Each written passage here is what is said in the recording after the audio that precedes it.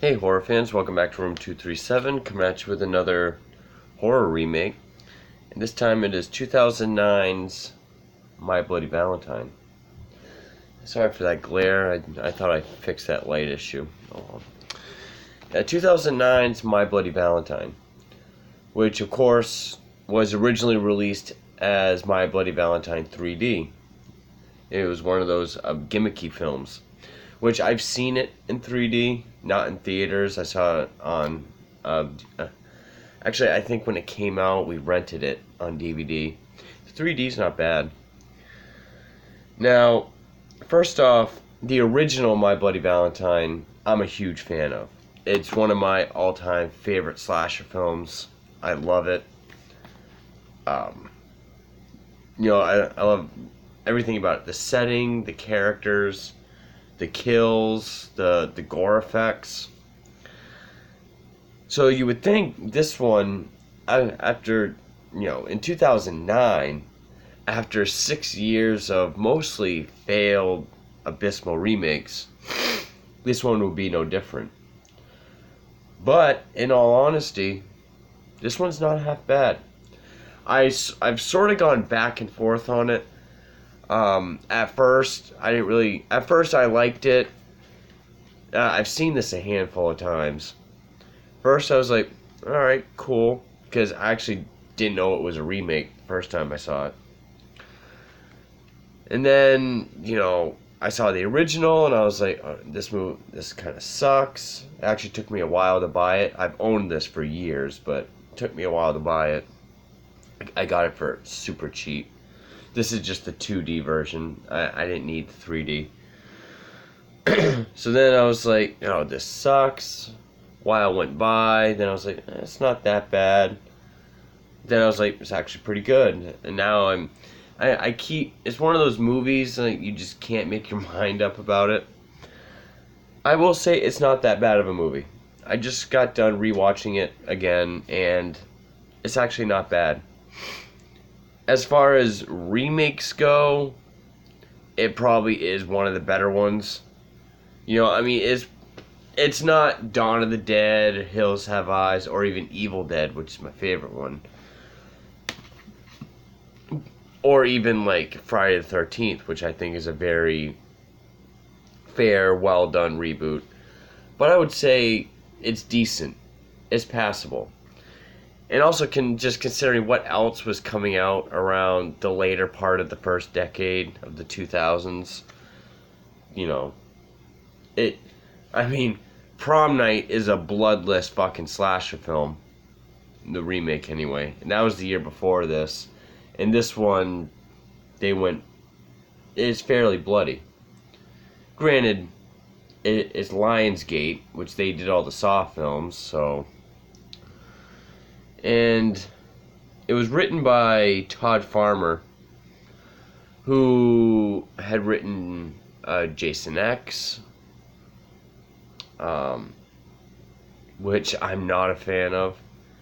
I know he wrote The Messengers 1 and 2, which I never saw. And he also has a cameo appearance in this.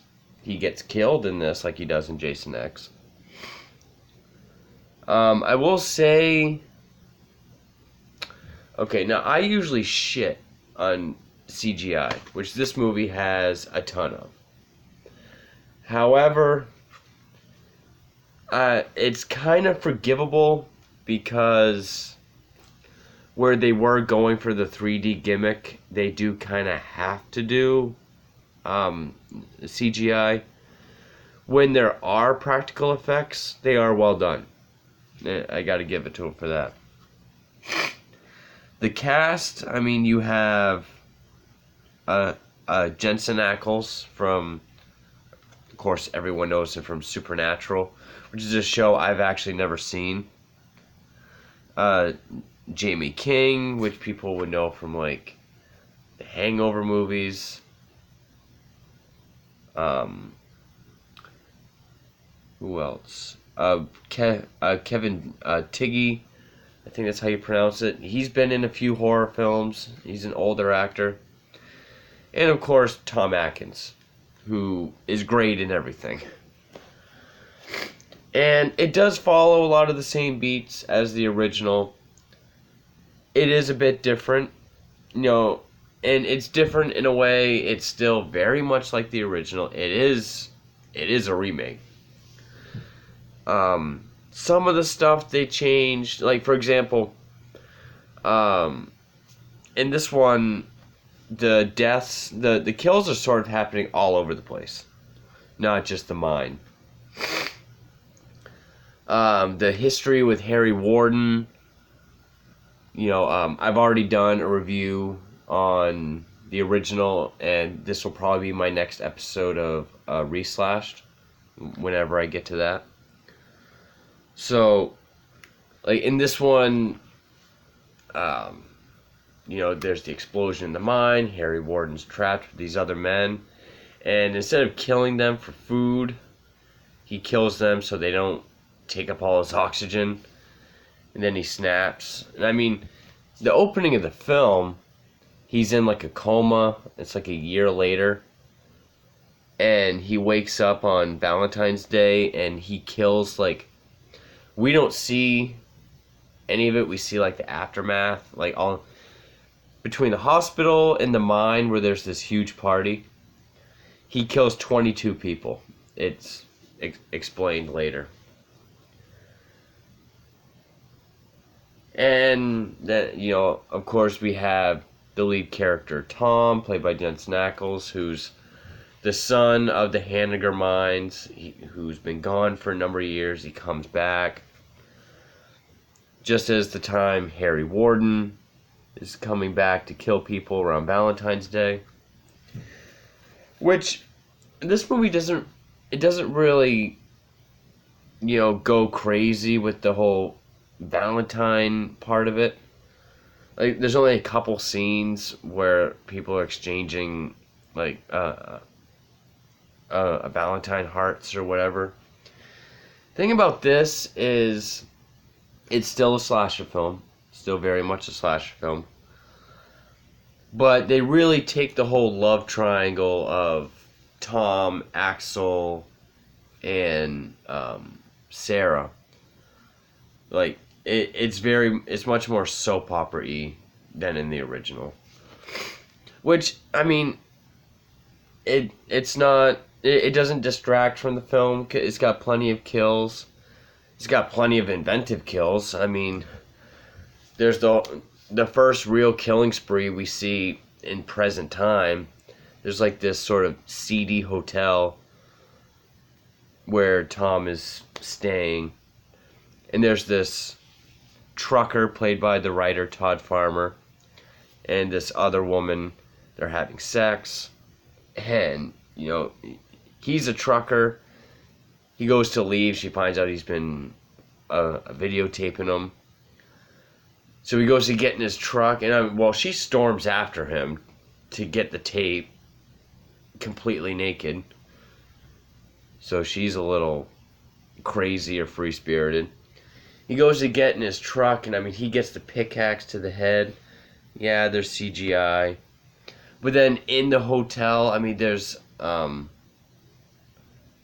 woman who's a little person. I think she's a comedian and does burlesque stuff in real life. She gets a pickaxe like through, I don't know if it's her crotch or her stomach, we don't really see, all the way out her head through the ceiling. So we get that. Tom Atkins, he gets a pickaxe through the jaw, and his jaw gets ripped off. You do get some worth it kills. Almost all of them with the pickaxe. Pretty much all of them with the pickaxe. They do the dryer gag, which is practical. I'll give them that. It's not as well done as the original. Try not to compare it and do that for Reslashed. I'm going to say spoilers right here, because in the original, there was the big thing where, is it Tom or TJ in the original, or is it Axel who's the killer? Which actually, it's not even like that. In this one, it's one of those scenarios where it's like, he's the killer, no, he's the killer, shoot him, no, shoot him. Well, in this one, the killer is the opposite of the one in the original, which I thought was alright. Because if you're going to remake a movie with a twist, you do kind of have to switch it up. And, even in the original, they were kind of making it feel like, is it one or the other person? Actually, in the original, you're supposed to believe it's TJ the whole time. And in this, the movie really makes you look towards Axel. Because Axel's the non-likable character. He cheats on his wife. He's sort of jealous of her. You're supposed to like Tom, but Tom's the killer. And sometimes it gets a little hokey because it's like, how can he be in all these places at once? But, if you've seen it, you know what I mean. Like Harry Warden's here killing someone, but then we see Tom in his car, like in some other area. So, I mean, that part's a little sketchy. There is this really cool thing, which there was something similar in the Elm Street remake, which I'll talk about when I get to that, where, Tom, we know he's the killer now. He's doing this thing, which I think was in the trailer, which is kind of weird, where he's like walking down the mine, he's hitting all the light bulbs with the pickaxe. But every time he hits a light bulb, there's like the flash, and we see like him in the Harry Warden coal miner get up for like a second each time he does it. I was like, that's kind of cool. It was a neat little shot. Other than that, it does kind of feel like a run-of-the-mill Lionsgate remake. But, I like how they didn't change the look of the killer at all. Because that was one of the things I liked about the original, was you had this original looking killer, this intimidating coal miner. The ending, the very ending, with the explosion, it's sort of like the Halloween 2 ending, and then Halloween 4. Big explosion. No way Tom should have survived, and he does without a scratch on him. Well, like a couple cuts, like up here a little bit. Otherwise, he's totally fine, maybe a little dirty. But yeah, it's not a terrible remake at all. I would go as far as say it's decent. It's, it's at least entertaining. It at least has good kills. And at least the CGI effects, you can kind of understand why they did it. Which, even watching the special features, they were still done practically. There was just a lot of CGI over it. Like, for example, there's this one girl that gets a shovel, like here. Then Harry hits it with a pickaxe and it, like, cuts into her head. So, like, the top half of her head is supposed to, like, slide down the shovel spade. Which, it was a practical head, but, the blood and they did actually, have, like, a rod that they could crop out to make it go down the shovel. It just looks very CG. But, they were going for a 3D film, so it kind of had to be CG, so it's forgivable to an extent. But when there are practical effects, they are well done. And for me, the effects is a very big deal. Effects can make or break a movie for me. But yeah, other than that, like other remakes, especially when the story's already pretty damn close, the only real difference is there's not a Halloween, Jesus Christ, a fucking Valentine celebration party. where teens are being killed. It's more so just anybody in the town. You know, there are certain specific people that he's going after, but you know, it's like in their homes or where they work over a course of a few days. It does have its twists and turns. Some of them are pretty predictable. There is a lot of soap opera, love triangle, drama, but I don't think it takes away from it too much. In fact, it kind of helps the climax a little bit. But yeah, each time I watch this, I'm a little bit more impressed with it. Like, I'll go a while without watching it, and I'll think, when it pops in my head, I won't remember enjoying it that much. Then when I go back and revisit it, I'm like, oh, it actually is alright. So, now it's on camera. So, the 2009 remake for My Bloody Valentine, it's not bad at all. It's not one of the best remakes, but it's not one of the worst. It is entertaining. So, and that will be my next episode of Reslashed. Don't know when that will be, but keep an eye out for that.